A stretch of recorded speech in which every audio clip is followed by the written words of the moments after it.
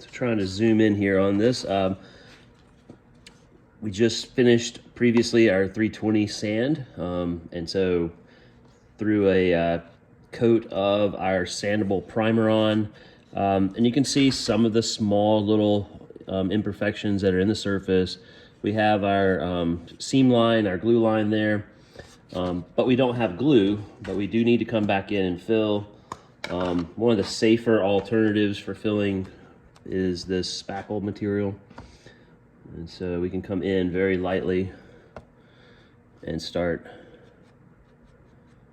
laying in a thin line of spackle.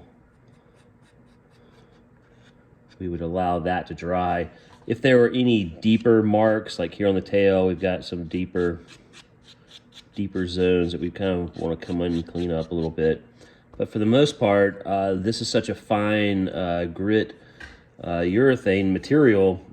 Oftentimes you can get away with doing a second prime and then a third prime and you're done. So after this is set up, takes a while, you'll just come in and sand. I'm already moved ahead on this side and done my second coat.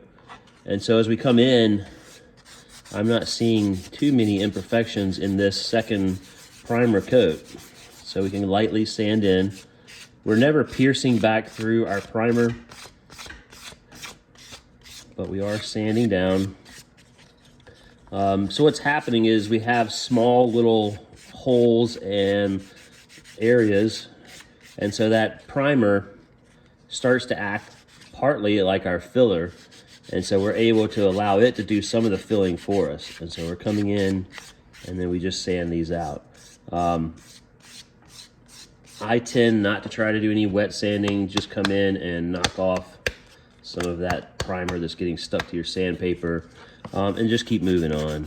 Wet sanding, you're gonna get it everywhere in the shop, all over the benches, and for what we're doing, we don't really need to worry about wet sanding.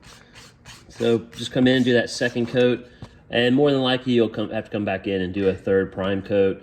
You could then move from the 320 sandpaper up to a 400, lightly sand out any texture that you might have received in that last coat, and then you're ready for paint.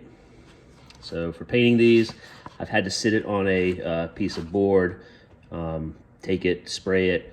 Once that's dry, flip it, do the second half. So you'll probably have to do the same process.